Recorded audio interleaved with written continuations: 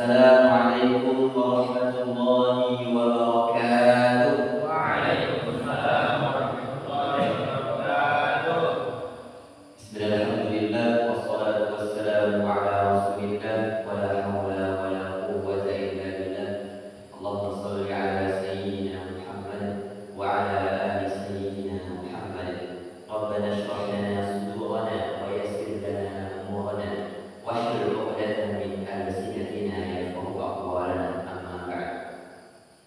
Pertama-tama puji syukur kepada Allah Subhanahu wa taala yang telah memberikan kita begitu banyak nikmat sehingga kita mampu bergegas menuju masjid di subuh hari untuk melaksanakan sholat subuh berjamaah, yang itu keutamaannya luar biasa sekali. Alhamdulillah. Lalu juga salam senantiasa kita curahkan kepada baginda Nabi besar kita Nabi Muhammad sallallahu alaihi wasallam. Yang kami hormati pemateri pada hari ini Prof. Ahmad Hilmi, Ustaz Hilmi, yang insya Allah akan membawakan kajian tafsir tematik. Kalau teman-teman santri tidak tahu tematik itu adalah kajian tafsir yang membahas sesuai tema. Jadi tema kalian ini adalah metode pembelajaran Qur'ani untuk peradaban di masa depan. Seperti itu. Insya Allah Ustaz Hilmi akan membahas tafsir Al-Quran yang digunakan dari berbagai referensi, mungkin akan membahas tema tersebut. Bagaimana metode yang Qur'ani itu untuk membangun peradaban. Lalu juga dihormati para asatidz, kemudian Ma'had, Al-Ustaz Rizul Anam, Ustaz Asep Abudin dan Ustaz Abdullah. Baik, langsung saja kita mulai tafsir pada subuh hari ini. Kami persilakan kepada Ustaz ini.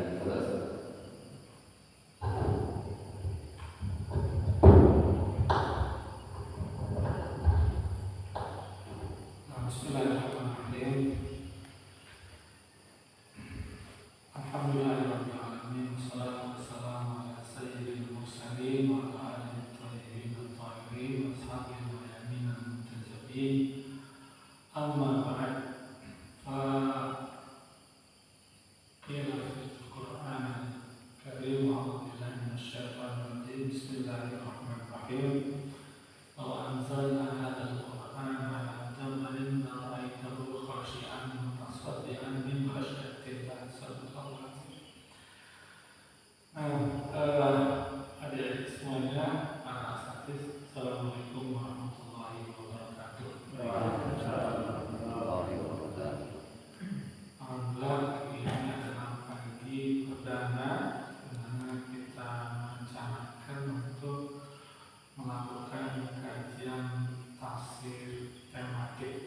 Artinya tadi yang saya bilang sesuai tema-tema, tidak harus dari Al-Fatihah. Kalau tafsir biasanya Fatihah, Alif Lam Mim, terus Al-Imran, itu nanti tafsir secara urut. Kita secara tema, tampil misalkan temanya apa sekarang, besok apa. Kalau secara tema kita mungkin ayat untuk mendukung tema itu ada di surat-surat di terakhir atau di tengah atau di nanti sesuai tema itu. Biasanya tafsir tema ini menuntut untuk juga tafsir Quran dan Quran. Kita menafsirkan Quran dengan Quran juga. Misalkan ayat tadi, ayat Qul huwallahu ahad, kita tafsirkan dengan laisa kamitslihi syai' misalnya gitu. Jadi tafsir ayat bil ayat. Tapi temanya kita tentukan apa. Nah, tema hari ini adalah metode belajar Qur'ani. Bukan Quran ya, bukan metode belajar Quran. Kalau metode belajar Quran itu bagaimana kita belajar Al-Quran. Metodenya gimana? Gitu. Kalau ini metode belajar Qur'ani. Bagaimana metode kita belajar apa saja, tapi menurut Quran. Gitu. Ya.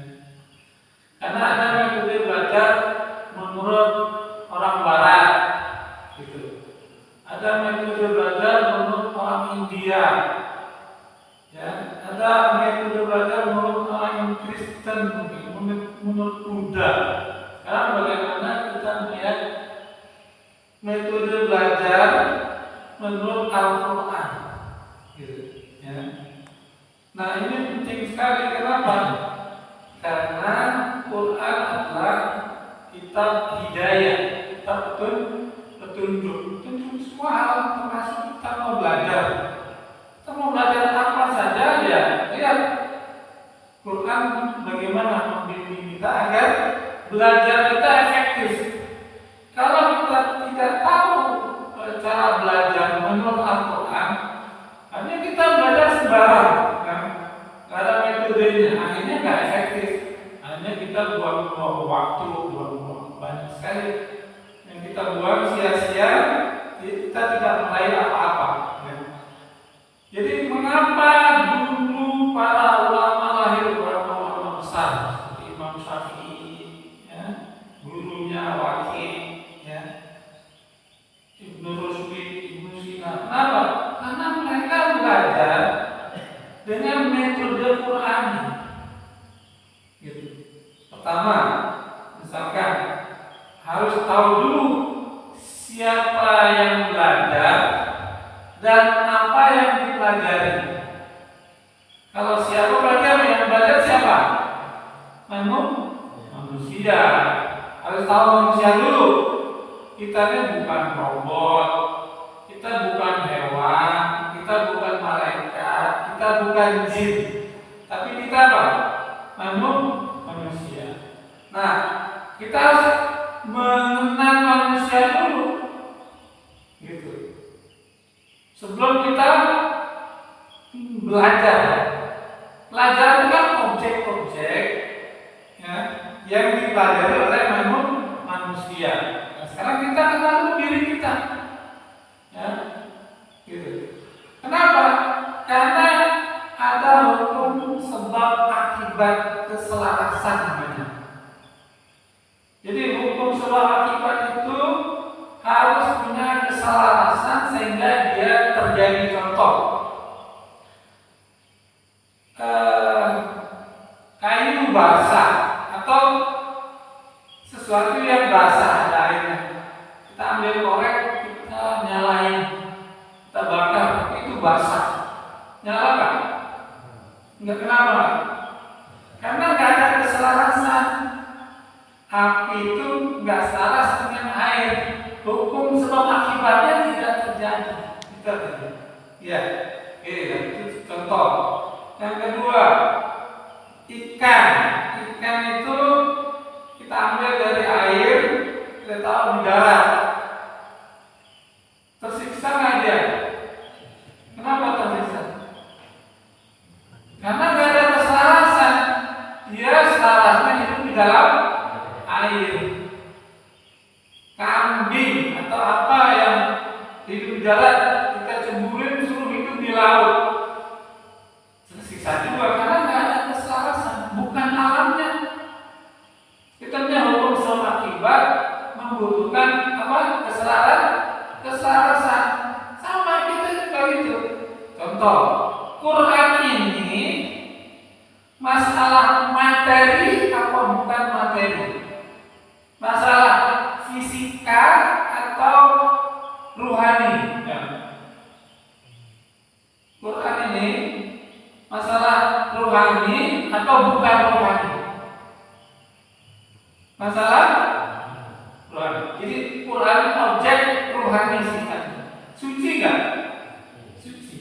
Nah, sekarang manusia ini ada sisi biologinya, ada sisi nafsunya, ada sisi jiwanya, ada sisi hatinya, ada sisi ruhaninya. Ya. Jadi yang cocok dengan Quran sebagai objek, nafsu manusia atau ruhaninya? Yang cocok kausalitasnya apanya? Ruhaninya atau biologinya? Nafsunya? Yang mana yang sesuai? Yang punya keselarasan? Ruhani. Karena Quran kitab ruhani. Maka yang cocok adalah sisi ruhani manusia. Mau belajar Quran bagaimanapun hebatnya, kalau kita pakai nafsu, ya nggak bakal masuk. Karena nggak selaras. Sama kita mau bakar tadi air, sampai kapan lu nggak kena? Karena nggak selaras. Makanya Imam Syafi'i bertanya kepada gurunya Waqi', nama gurunya Waqi'. Dalam syair yang Imam Syafi'i buat sendiri pada syakautu ila Waqi'in su'a hifzi. Aku bertanya kepada guruku Waqi', mengapa aku sulit sekali menghafal? Fa arsyadani ila tarkil ma'asi. Kemudian guruku Waqi' untuk memberitahu aku agar aku meninggalkan maksiat. Wa qala li bi anna ilma nur, dan dia berkata bahwa ilmu itu cahaya, ilmu itu ruhani. Wa nurullahi la yudalil asih, dan cahaya Allah itu tidak akan selaras dengan orang maksiat. Lain juga tidak akan diberikan karena tidak selaras secara hukum seluruh imannya, tidak selaras. Maksiat itu hukumnya apa? Bawah nafsu. Yang maksiat itu kesini. Ilmu itu apa? Langit, rohani. Nggak bisa yang rohani diakses, didekati dengan secara jasmani. Maksiat tadi nggak selaras. Rohani, nur harus dengan rohani juga. Gitu. Ngerti nggak? Itu metode Quran. Jadi kata gurunya ya, sampai kapanpun kamu nggak akan bisa Syafi'i kalau kayaknya gitu. Tapi sampai kapanpun kamu nggak akan bisa menghafal ilmu yang kamu pelajari. Cahaya rohani, kamu juga harus pakai rohani. Kamu jauh supaya rohani apa? Ya, kamu jauh maksiat. Quran itu suci, harus didekati dengan cara yang suci. Makanya Quran bilang, A'udzubillahi minasyaitonirrajim dalam surat Al-Waqi'ah, la yamassuhu illal mutahharun.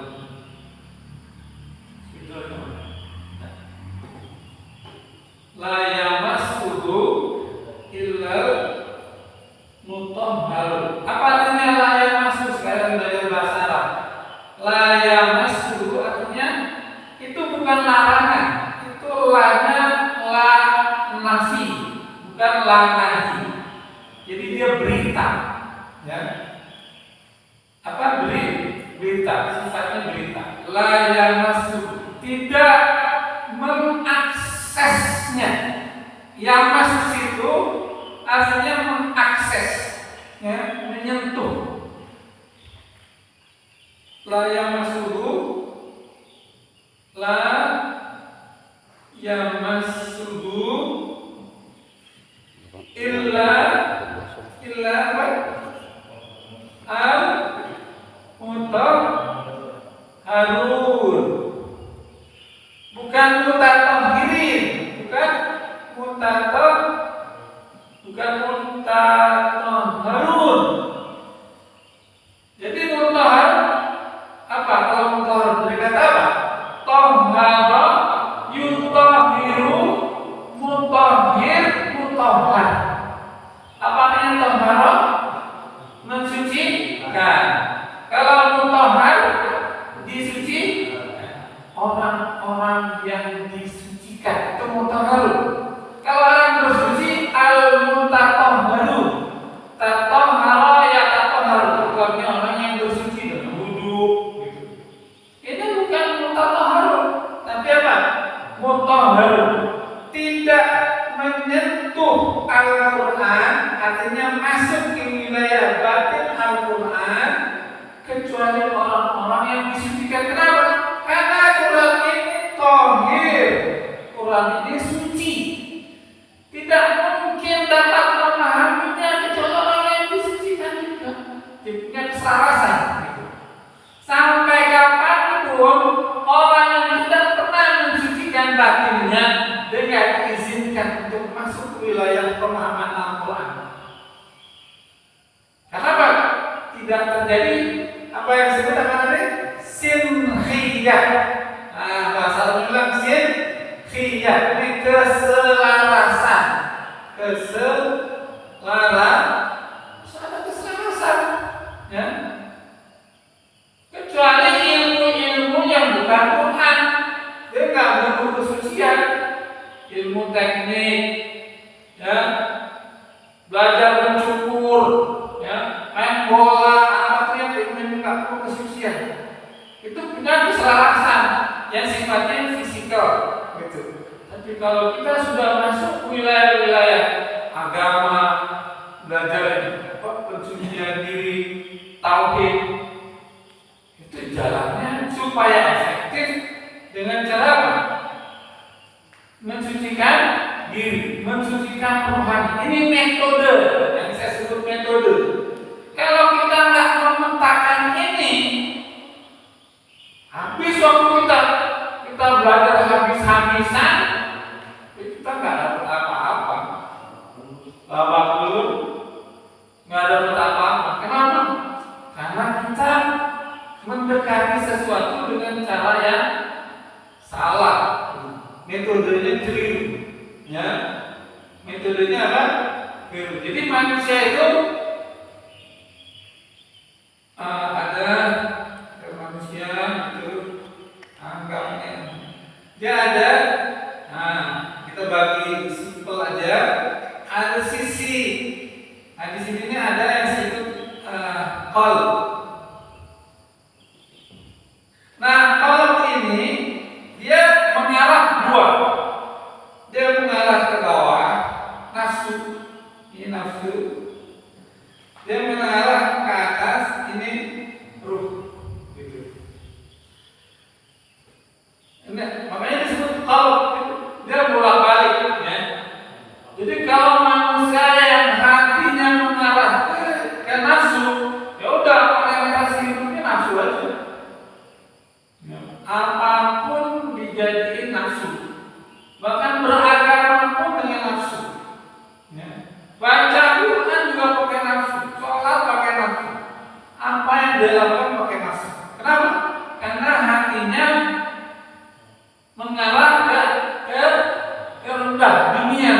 Bahasanya mengarah ke dunianya sesuatu yang rendah, gitu. Nah, kalau hatinya menoleh ke atas, dia baca Quran misalkan, nggak bosan karena memang saras. Air kayak tadi, ikan ada di laut, di air, bosan nggak dia? Enggak, alamnya. Nah sekarang Quran, sholat itu alamnya alam ini atau alam ini? Ini Quran di sini, sholat di sini, ibadah di sini semuanya, ya kan? Harus pakai alam ini.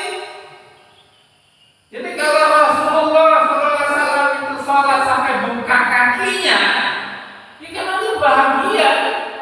Dia lupa sama badannya. Nggak ada bosan. Layas kamu walayas turun. Kenapa malaikat zikir tasbih nggak pernah bosan? Karena memang alamnya sama dengan apa tadi? Ikan ada di dalam air, dia nggak bosan. Jadi kalau kita mau nggak bosan baca Quran, sholat nggak bosan, kita harus ini, diri kita harus ke alam ruh, gitu. Kembali ke alam apa? Ruh. Yang mereka sebut sama. Ruh itu sama, bahasa lain. Sama itu orang bilang bahasanya langit. Ada maksudnya sesuatu yang tinggi. Tuh, ya. Orang bilang sesuatu yang tinggi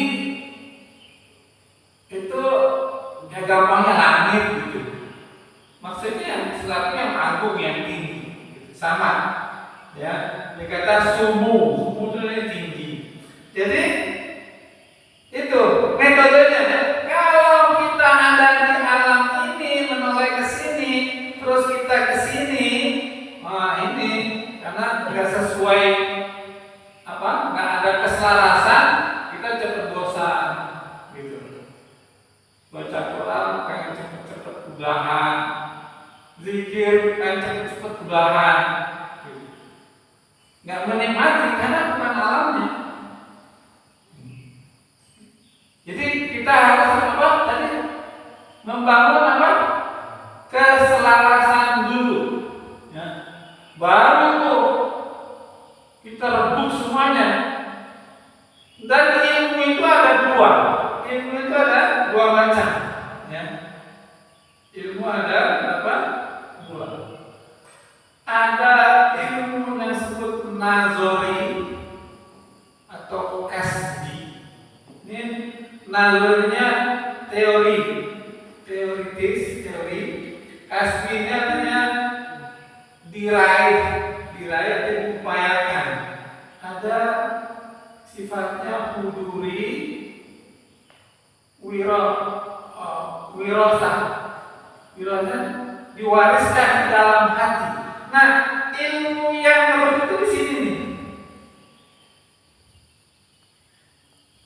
Ya, ilmu yang rohani itu dia diwariskan, bukan diraih. Gitu. Artinya diwariskan, dia sudah ada. Ya. Tinggal kita membangun keselarasan aja. Kalau keselarasannya sudah ada, ya udah kita terima ilmu itu. Saya mau tanya nih sama Galo, Nabi Muhammad sekolahnya di mana? Nabi Muhammad pernah ada di sekolah? Enggak. Tapi ada lah yang lebih pintar dari Nabi Muhammad SAW. Enggak ada. Padahal Nabi Muhammad ke gua aja. Dia membersihkan jiwanya. Dia membangun keselarasan dengan alam ini. Dia dapat ilmu warisan. Quran bilang ittaqullah wa yu'allimukumullah. Bertakwalah kamu kepada Allah. Artinya naiklah ke alam rohani. Sucikan dirimu. Wa yu'allimukumullah. Maka Allah mengajarkan kamu. Gurunya Allah langsung. Allah wariskan langsung ilmu itu. Gitu. Jadi kalau ada orang tiba-tiba tahu banyak hal, ya, dia mulham, diilhamkan oleh Allah, dikasih ada istilah laduni. Ilmu laduni itu karena dia membawa keselarasan, gitu. Itulah yang Nabi Isa alaihissalam bilang, walaisal ilmu fis samai yanzil ilaikum. Ilmu itu tidak berada di atas sehingga kamu berharap dia turun kepadamu. Wala fil ard, tidak juga ada di perut bumi sehingga kamu menggali untuk mendapatkannya. Bal huwa majbulun fi qulubikum. Tapi ilmu itu sebetulnya menggunung ada di dalam rohani hatimu. Fatakhallaqu bi akhlaqir ruhaniyyin yasdur lakum. Maka berakhlaklah kamu dengan akhlak para ruhani. Maka kamu akan terima ilmu itu secara cuma-cuma. Ya. Jadi memang ada dua cara mencari ilmu, ya. Tapi untuk kita dua-duanya kita jalanin aja sambil kasbi, kita ngafalin, belajar, ya, sambil mensucikan diri, sehingga kita dapat semuanya. Kalau ilmu yang ini namanya ilmu duri, ini ilmu nggak ada salahnya, karena itu bukan teori. Ilmu itu hadir dalam diri kita. Kalau ini ada mungkin benar, salah, ya, eksperimental istilahnya. Kalau yang ini pasti benar, kenapa? Karena dia hadir dalam diri, kudur. Saya kasih contoh yang gampang, ilmu kudur. Ya, kamu kalau habis makan piring 2 piring, kenyang nggak? Kenyang? Hah? Oh enggak? Kenyang ya? Oke.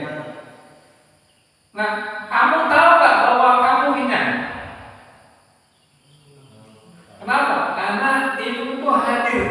Pengetahuan kamu tentang kenyang itu bukan ada di sekitar, tapi hadir ilmu itu di dalam diri kamu. Itu udah benar, nggak mungkin salah. Kalau dari orang lain mungkin kamu pura-pura, tapi dari arah diri kamu itu pasti. Kenapa? Karena ilmu itu hadir. Kamu yang merasakan kenyang itu nggak mungkin dusta ilmu itu. Itu namanya contoh ilmu kehadiran. Bedainnya gini, nggak gampang. Ini apa nih? Ini saya tahu bahwa ini handphone, ya. Ini kitab, ini tekad, ini spidol, ya. Yang mengetahui kan kita, subjeknya kan? Ini sebagai objek namanya, objek pengetahuan. Ini namanya ilmu ini ada di luar. Objeknya ada di luar. Ya. Saya yang mengetahui barang-barang ini yang diketahui. Ya. Bang. Tapi kalau yang ini subjeknya di dalam, objeknya di dalam. Saya yang mengetahui, saya pula yang diketahui. Nah, Tuhan kasih kita, wariskan kepada kita ilmu canggih ini. Ya. Jadi kalau Nabi tahu semua hal, karena tadi Nabi naik ke alam ini. Ya, ini alam ketuhanan namanya, alam roh. Nah, kita di sini, alhamdulillah kita berkesempatan nih, ya, berkesempatan apa? Untuk mensucikan diri. Caranya apa ya? Kita sholat berjamaah, kita istighfar, kita zikiran. Ya, itu dalam rangka mensucikan diri.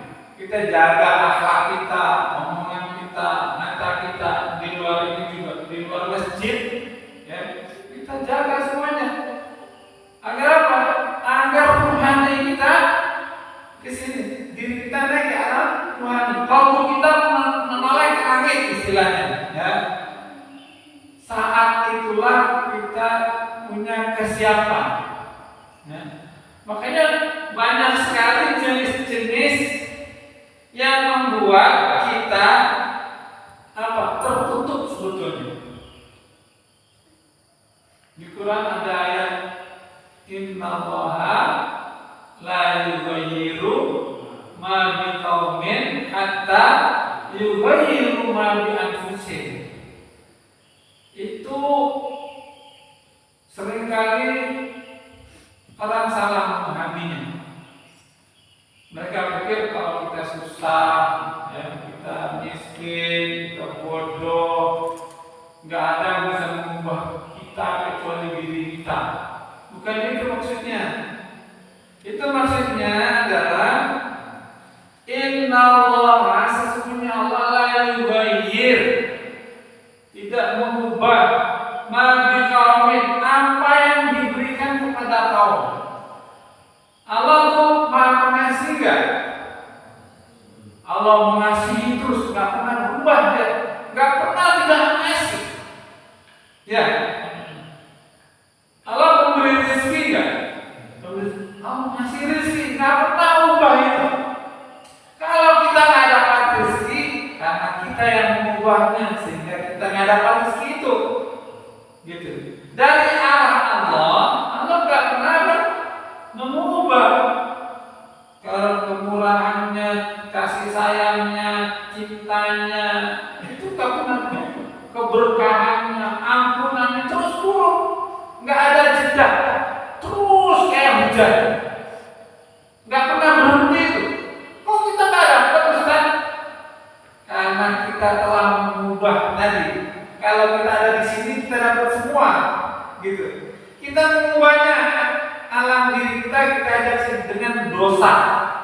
Makanya dalam salah satu dosa diajarkan bentuknya gini.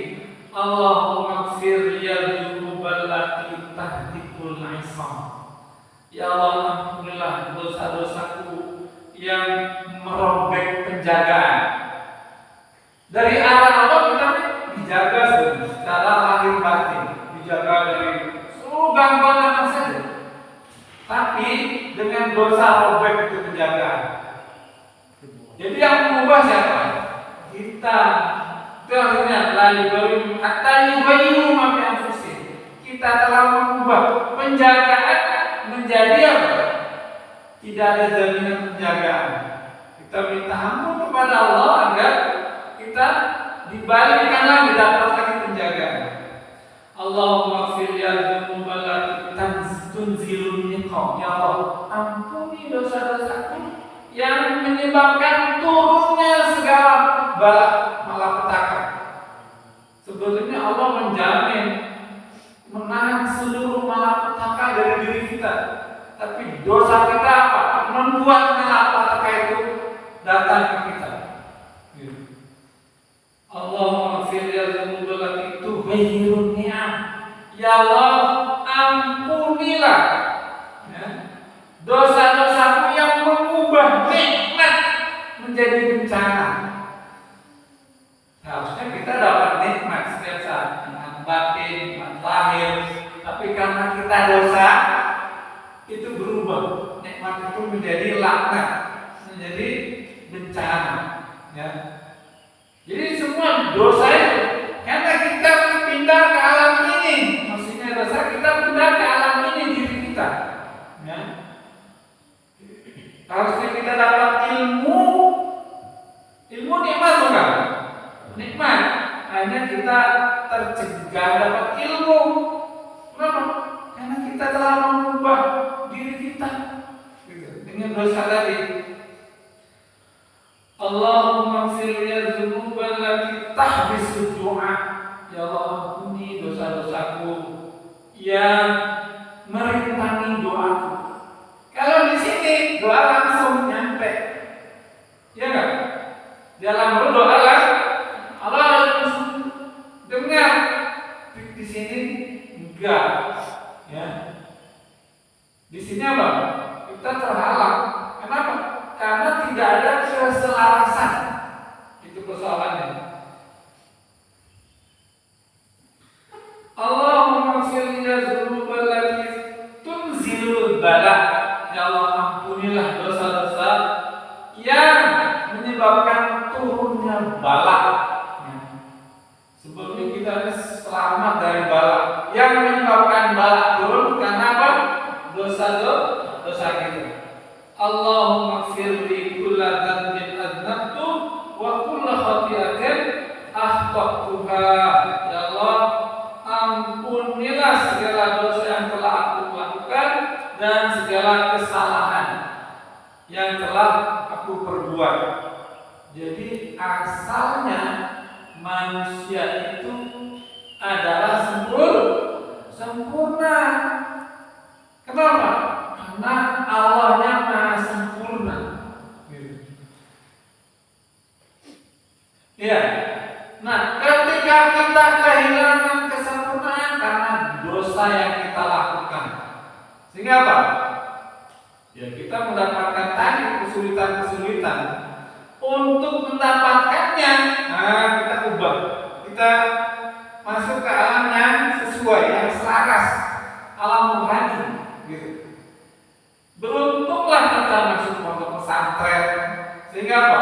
Kita dikondisikan untuk selalu mengarah ke situ, tapi juga nggak ada jaminan, nggak ada jaminan. Pesantren cuma salah satu ikhtiar saja.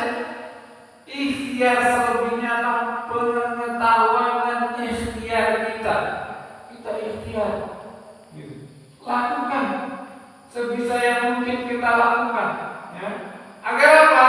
Agar kita membangun keselarasan, punya keselarasan.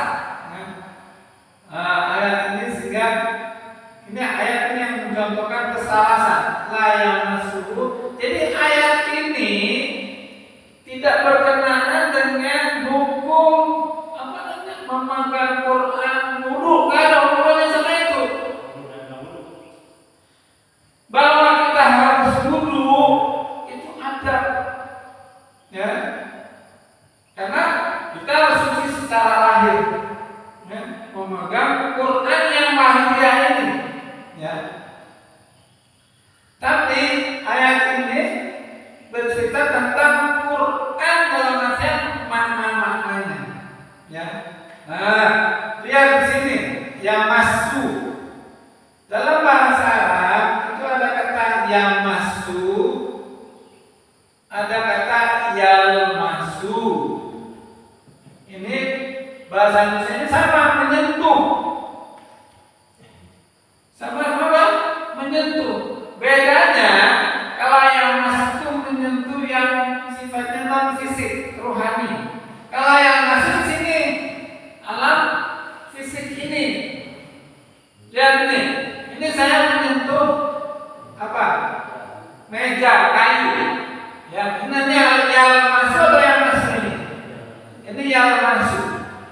Tapi kalau kamu bilang, wah kata-katanya menyentuh hati saya. Menyentuh, kata-kata menyentuh hati itu ini enggak? Itu yang masuk atau yang masuk? Itu yang masuk. Nah, ini juga tidak menyentuh maknanya. Sentuhan dalam akses yang mungkin menyentuh masuk mengakses makna-makna Quran, kecuali orang-orang yang disucikan, mutahhar. Siapa orang yang disucikan? Ya, orang yang terus latihan suci. Jadi awalnya dari kita, awalnya latihan dari arah kita mutahhir, baru nanti dari arah Tuhan mutahhar, gitu. Awalnya kita mukhlis dari arah kita nih, latihan dari arah Tuhan mukhlas. Mukhlas itu udah dari arah Tuhan. Innahu min ibadinal mukhlasin. Itu bukan dari arah kita. Allah yang buat kita ikhlas. Tapi enggak gratis. Itu harus ada ikhtiar, upaya yang hebat, mujahadah dari kita, belajar ikhlas. Yang kita kontrol terus sampai Allah bilang wa man jahadu fina lanahdiyannahum subulana. Jadi sampai Allah ambil alih, dia sudah punya sinfiyah, dia sudah punya keselarasan untuk menerima mukhlas, makom mukhlas, ya. Tapi kalau mukhlis kita lagi belajar ikhlas, ya. Jadi kalau kita harus belajar apa? Ikhlas untuk sampai nanti apa? Mukhlas. Kita harus mutahhir, belajar mensucikan diri sampai jadi mutahhar. Jadi Allah Subhanahu wa taala menjamin itu. Menjamin enggak? Menjamin. Ya. Sekarang udah berapa kali kita sholat? Apa udah dapat nikmatnya sholat? Kalau belum, berarti kita belum masuk ke 9 sini. Ya. Kita masih sholat pakai badan kita masih pakai ini. Ya. Kalau Rasulullah SAW bilang as-sholatu min rajul mu'minin, itu benar apa bohong? Benar nggak? Benar. Ya. Jadi saya mau mengutip kata-kata Einstein. Albert Einstein bilang, jika suatu fakta ditemukan berbeda dengan teorinya, maka ubahlah fakta itu, bukan teorinya yang diubah. Ya. Teorinya sholat itu adalah mi'raj, itu teorinya. Kalau kita nggak mi'raj, yang diubah teorinya atau fakta diri kita. Fakta diri kita yang tahu bahwa gimana kita berupaya mujahadah sampai kita dapatkan bahwa mi'raj. Jadi bukan teorinya kita ubah. Ciri bahwa kita mengubah teorinya ya kita biasa-biasa aja. Ya udah, sholat sampai kapanpun nggak mi'raj.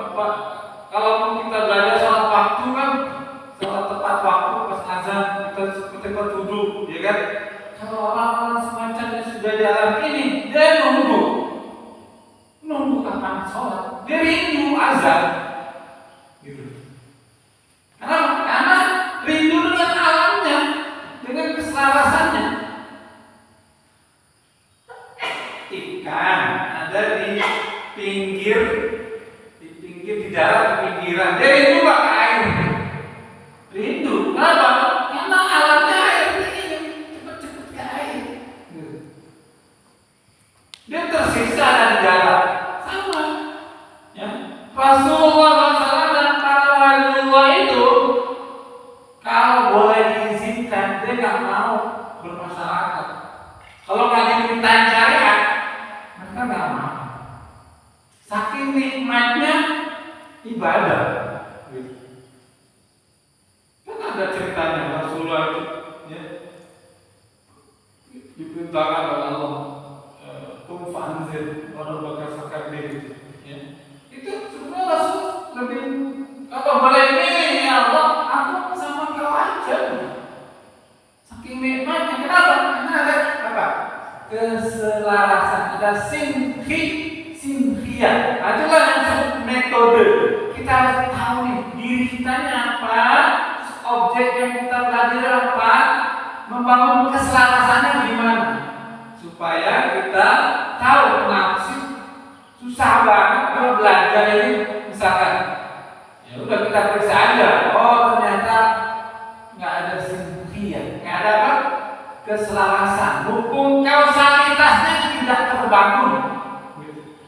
Harus bangun dulu hukum kausalitasnya. Apa yang kita pelajari baru dapat ilmu alam rohani. Kitanya di alam ini sampai kapan nggak bisa. Habis umur kita nggak bisa. Karena tidak apa tadi? Tidak ada keselarasan. Ya, gitu ya. Ini harus kita apa? Mengertinya agar apa? Kita belajar lebih apa? Efektif. Ya. Begitulah rahasianya, sebagian rahasia yang kita dapat. Jawaban mengapa? Ya. Banyak orang hidupnya sebentar, tapi karyanya banyak. Karena mereka membangun sesuatu sesuai hukum sebab akibat. Hukum sebab akibat ini harus ada apa tadi? Keselarasan sinhia. Ya. Itu hukum sebab akibat terjadi. Kalau ada apa? Sinhia. Kalau mau membakar kertas, ya kertasnya harus dikering sehingga ada keselarasan hukum sebab akibat dan dia menjadi terbakar. Ya, tapi kalau apa sesuatu nggak punya keselarasan, misalkan besi atau batu kita pakai korek, ya nggak kebakar karena nggak ada keselarasannya. Kecuali harus api yang jauh lebih besar daripada batu itu pun memang waktu yang sangat lama. Ya, ngerti sekarang itu yang disebut dengan metode belajar Qur'ani. Jadi Quran itu ngasih tahu kita sebetulnya kalau kamu mau belajar Quran, karena Quran ini rohani, maka apa? Ya kamu harus ada di alam rohani, itu maksudnya. Zalika kitabu la raiba fihi hudan lil muttaqin. Ini siang hari ada matahari. Kamu bisa melihat kan? Ya. Kenapa kamu bisa melihat? Kenapa? Karena mata kamu sehat. Kalau matanya buta, ada matahari bisa melihat nggak? Nggak cukup matahari. Ada matahari, matanya juga harus sehat. Kalau orang buta, ada matahari bisa melihat nggak? Bisa. Enggak. Ya, matahari nggak berfungsi buat orang buta. Makanya kitab Quran itu baru berfungsi sebagai hidayah bagi orang yang bertakwa, orang yang rohani. Kalau nggak rohani, nggak bertakwa, ya Quran nggak berfungsi. Nggak berfungsi Quran buat orang-orang yang tidak bertakwa, orang yang tidak rohani, Quran percuma. Kenapa? Karena tidak ada apa? Sinhiyah, nggak menjaga keselarasan gitu. Jadi kita harus membangun takwa dulu yang adalah rohani untuk kita bisa menjadikan Quran sebagai kitab hidayah. Ya. Dan hidayah itu bukan satu. Ya. Hidayah Islam yang kita terima ini adalah hidayah muqaddimah namanya. Ya. Hidayah muqaddimahnya hidayah pembukaan, pengantar yang belum menjamin apa-apa. Kita harus minta hidayah setiap hari. Ihdinas siratal mustaqim. Nah, itu hidayah hukum sebab akibat tadi. Siratal mustaqim itu hidayah yang harus kita minta. Jadi iman itu level-level. Ya. Kenapa? Karena manusia itu di sini berlevel-level ini. Diri kita itu level-level, roh juga berlevel-level, kan satu. Roh itu level-level, jiwa itu level-level, bertingkat-tingkat. Ya, makanya Quran bilang ya ayyuhalladzina amanu aminu. Wahai orang beriman, berimanlah kalian. Loh, kan kamu sudah beriman, kok disuruh beriman lagi? Artinya, kalau iman kamu selama ini pakai apa namanya lidah lisan, tingkatkan pakai hati. Kalau iman kamu pakai hati, tingkatkan pakai akal. Beriman lagi. Iman kamu pakai akal, tingkatkan pakai ruh. Terus habis-habis. Jangan puas, sudah saya adalah orang Islam. Ya, terus hitung-hitung pahala, baca Quran 1. Ini pahalanya sekian. Yang disebut itu tidak seperti itu. Nanti kalau jomblo gimana? Ya, ada kata Nabi Muhammad SAW, inna hasanat ya'kulul hasanat kama ta'kulun nar al-hatab. Ada ya? Sesungguhnya sifat dengki itu hasad di dalam diri kita. Kalau ada ini, dia akan memakan kebaikan kita.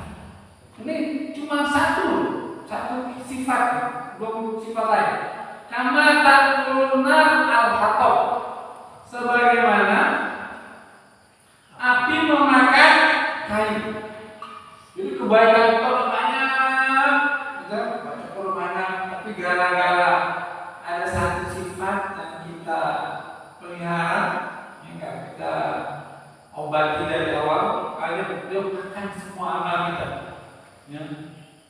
Nah, disitulah dalam terakhir ayat ini kita membaca salah satu agar kita memperhatikan aspek rohani adalah menghormati guru.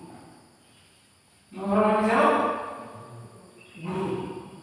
Itu ancamannya luar biasa. Kalau gurunya tidak dihormati, ya, kamu belajar tidak menghormati guru, itu ancamannya luar biasa. Kenapa? Karena masuk ke alam ini jadinya. Ya, kalau menghormati guru, betapa kita masuk ke alam rohani. Ya, gitu. Saya baca ayatnya surah Al-Hujurat di sini. A'udzubillahi minasyaitonirrajim. Bismillahirrahmanirrahim. Ya ayyuhalladzina amanu la tuqaddimu baina yadayillahi wa rasulih wattaqullaha innallaha sami'un alim.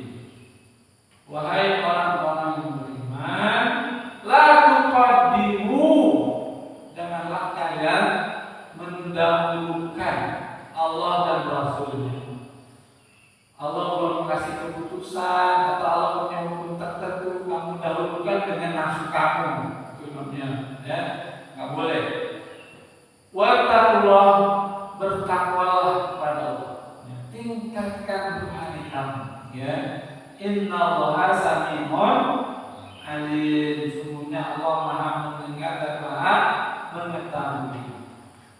Ya ayyuhalladzina amanu, wahai orang-orang beriman, la tarfa'u aswatakum, janganlah kalian tarfa'u meninggikan suara kalian fauqa sautin nabi, melampaui suara nabi. Nabi guru apa bukan? Di depan sahabat-sahabat, guru, muridnya siapa? Para sahabat umurnya. Nah, Qurannya turun kemana? Nanti kan yang menasihati saat Qurannya turun siapa? Ya muridnya. Tapi apa berhenti di situ? Ya enggak ya, kita juga kena meskipun tidak berguru langsung. Pengajaran buat kita sama guru kita, gitu. Kita punya guru, ya, posisinya kayak gitu, ya. Wala tajharu lahu bil qauli, dan janganlah kamu mengeraskan suara kamu dengan satu ucapan. Kajah ba'dukum li ba'din, seperti kamu memanggil sesama teman kamu. Musa, harus manggil Musa, apa Ustaz? Selevel ya sama teman. Gitu. Kalau Nabi Muhammad atau Musa Gozi memanggil dari dulu, jangan. Ya. Kalau Sargozi ya kamu dengerin dulu tuh Sibih Sargozi gitu. Ya. Itu artinya. Jadi kajah riba dikumbak ya. Kalau sesama kamu itu makanya disitu suara muncul. Artinya kamar dulu para sahabat itu bikin kamar-kamar dan batu. Ya. Mereka tuh kalau Rasulullah jauh panggil gitu. Rasul serba salah, enggak noleh dipanggil, suaranya menoleh siapa yang manggil, jauhan, gitu. Berakhlak nggak itu? Enggak, namanya Allah tegur ini, ya. Ancamannya tahu, antah bapak malu, habis semua amal baik kalian, yang selama ini kalian bangun cahaya surga akan bangun runtuh saat itu juga. Wa antum la tashurun, dan kamu tidak menyadari itu. Ya, makanya hati-hati berakhlak pada guru. Sekarang kita lihat tafsir Ibnu Katsir, riwayat hadisnya ya. Qala al-Bukhari, Imam Bukhari berkata, haddatsana Hasan bin Muhammad, bercerita kepada kami Hasan bin Muhammad. Haddatsana Hajjaj an Ibnu Juraij, bercerita kepada kami Hajjaj bin Ibnu Juraij. Haddatsani Ibnu Abi Malikah, bercerita kepadaku Ibnu Abi Malikah. Anna Abdullah bin Zubair radhiyallahu anhu akhbarahu, bahwa Abdullah bin Zubair itu sahabat ya. Zubair ini Abdullah bin Zubair ya, radhiyallahu anhu, annahu bahwasanya ceritanya Abdullah bin Zubair qadama rabbun min bani Tamim ala nabi, satu rombongan Bani Tamim datang kepada Rasulullah SAW. Faqala Abu Bakar radhiyallahu anhu, pada saat itu Abu Bakar berkata, padahal Rasulullah belum bilang, belum ada Rasulullah di situ.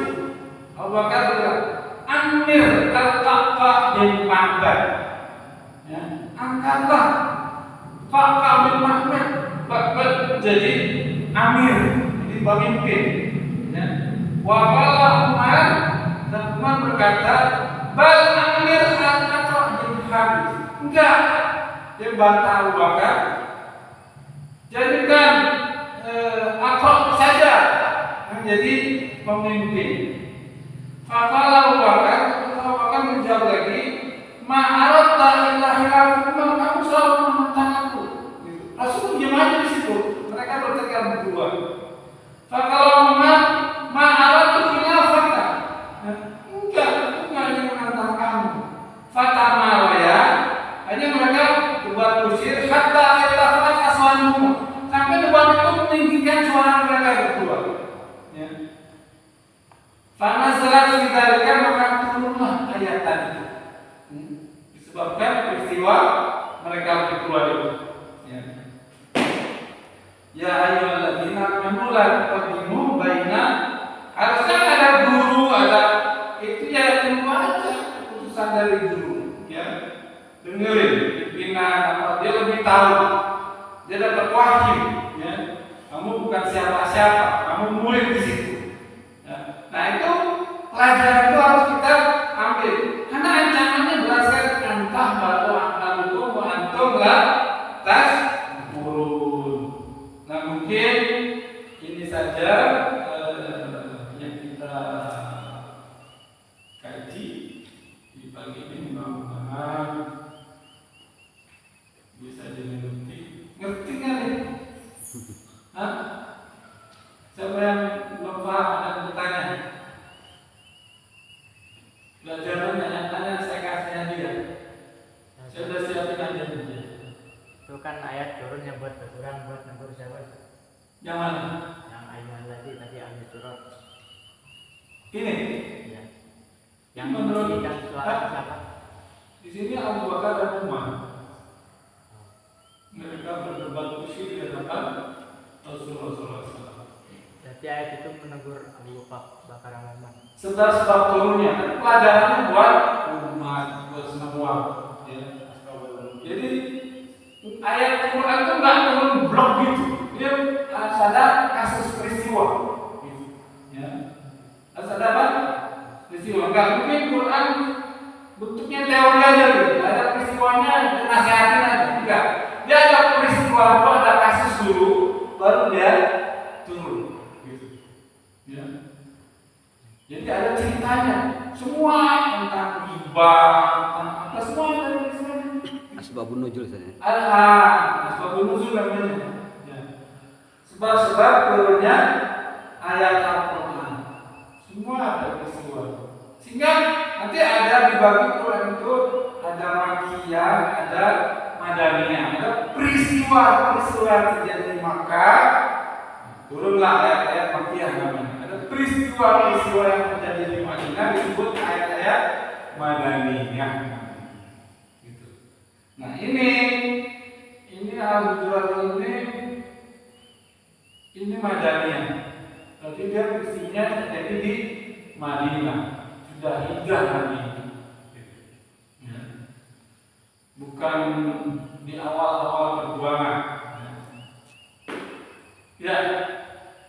Ini hadiahnya. Gak apa? Ini saya buat ini.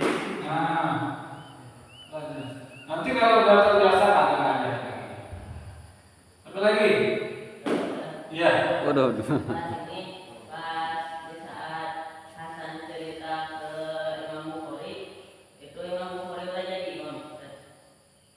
Ya, bagus pertanyaannya. Jadi Imam Bukhari itu nulis buku kitab hadis yang disebut Sahih Bukhari. Tahu Sahih Bukhari? Sahih Bukhari adalah Sahih menurut Bukhari. Sahih Muslim, Sahih menurut Muslim. Gitu. Jadi mereka itu Muslim Bukhari dan lain-lain, dia membuat kriteria hadis, apa syarat-syarat suatu hadis disebut sahih gitu. Dan kriteria itu beda. Belum tentu menurut Bukhari sahih, menurut Muslim sahih gitu. Karena bisa jadi dia lolos di kriterianya Bukhari, tapi tidak lolos di kriterianya Muslim hadis itu. Ya. Satu. Yang kedua, hadis itu terlalu banyak yang harus disortir. Banyak sekali hadis-hadis buatan orang-orang kafir dan orang munafik demi kepentingan politik. Ya, harus hadis-hadis dhaif maudhu itu banyak sekali. Ya. Orang-orang jualan lain aku, oh ini Ustaz Gosim suka ini supaya kita beli. Dulu yang ini nama Nabi kan, Nabi itu kalau udah bilang sesuatu pasti ujar, udah tukang teror bilang, oh teror ini suka Nabi gitu. Jadi supaya laku dia ambil nama Nabi gitu. Ya. Nah itu para ulama itu mensortir, menyaring, jangan sampai hadis itu diseleksi benar, dipilih-pilih gitu, ya. Dan dalam sejarah pada masa kekhilafan Abu Bakar, Umar, dan Utsman, ya, itu hadis dilarang ditulis. Kebijakan pemerintah saat itu hadis tidak boleh ditulis. Kalau ada ketahuan orang menyimpan hadis, dibakar dan orangnya penjara. Alasannya apa? Khawatir bercampur dengan Quran. Alasan waktu itu apa? Untuk menyelamatkan Quran. Sehingga kata Umar, kafa bina al-Quran, cukuplah Al-Quran buat kami. Sehingga hadis itu baru ditulis setelah 100 tahun lebih. Jadi kita ini tahun 45 baru apa? Merdeka. Udah 100 tahun belum, baru 75 tahun. Ya. Kita udah berapa tahun merdeka? 70 enggak, kita merdeka 70 tahun, 78. Banyak nggak yang bilang kata-kata Soekarno berbanding merah kan? Itu baru 78 tahun. Udah ceritanya udah kabur, gitu. Apalagi 100 tahun, gitu. Sehingga di situ diperlukan ketelitian. Itu terlalu banyak campuran, ya. Telat membukukan hadisnya telat, gitu. Ya. Itu baru di zaman Bani Umayyah. Nanti kita belajar sejarah juga mengenai hal itu. Nah, jadi pertanyaannya apa? Apakah di saat Hasan cerita ke Imam Bukhari, boleh menjadi imam? Jadi ini yang cerita ya. Hadatsana Hasan bin Muhammad. Nah, Hasan dapat dari Hajjaj, ya. Hajjaj dapat dari Abi Malika. Udah berapa lama? Udah berapa generasi? Abu Malika dapat dari Abdullah bin Zubair. Jadi yang paling dekat Abdullah bin Zubair. Nah, Bukhari dapat ini ya tentu dia sudah lama. Bukhari kenapa? Karena kalau dia nggak hafal hadis, gimana dia disebut ahli hadis? Nah, pas dia sebagai ahli hadis, dia oleh umat disebut sebagai imam. Imam Bukhari untuk memuliakan seorang ulama, gitu. Ya. Kalau kita Ustaz, Syekh, Habib, tergantung negaranya. Ya, ntar ya. Oke, ada lagi? Nah, Bapak ketika berapa yang sahabat di Bukhari Rasul itu udah belajar sudah, kan Rasul nggak berhenti menasihati, harus mujahadah. Waman jahadu fina lana yang subulana. Kamu harus terus bermujahadah sungguh-sungguh untuk melawan diri kamu, sampai kamu akan menemukan jalan Allah. Gitu, ya. Jadi Rasulullah nggak pernah berhenti mengajarkan itu. Ya. Kayak ini misalkan peristiwa ini, itu dari Makkah itu udah diajarin akhlak Rasulullah. Tapi di Madinah masih begini kelakuannya, ya. Tapi apa berhenti? Enggak, ditegur keras, ya. Terus sampai akhir hayatnya dia harus belajar terus, gitu. Nggak pernah berhenti belajar itu. Ya, Qutbul Imam minal Mahdi dan Hadi. Lahdi. Jadi kita nggak boleh berhenti belajar. Ya. Udah ya? Udah siang? Jadi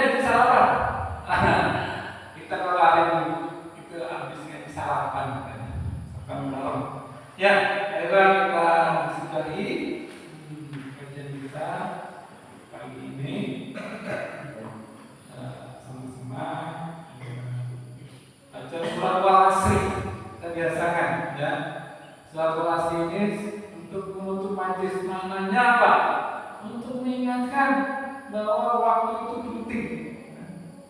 Innal asri demi masa, artinya masa itu durasi kita hidup yang singkat ini.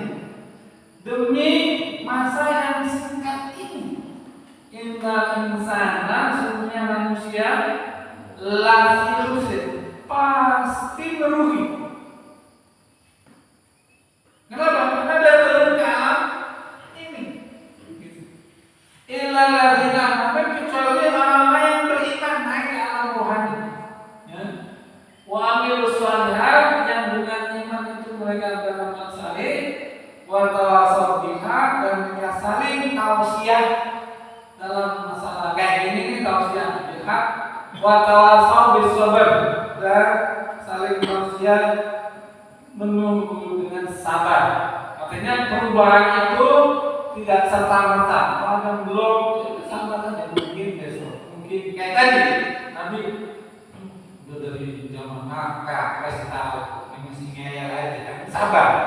Mungkin dia besok berubah, mungkin besok berubah, gitu ya. Oke, sama-sama Bismillahirrahmanirrahim. Wa asri al-insan wa muslim wa tawassaw bil haqqi wa tawassaw bis sabri. Alhamdulillahirabbil alamin. Assalamualaikum warahmatullahi wabarakatuh.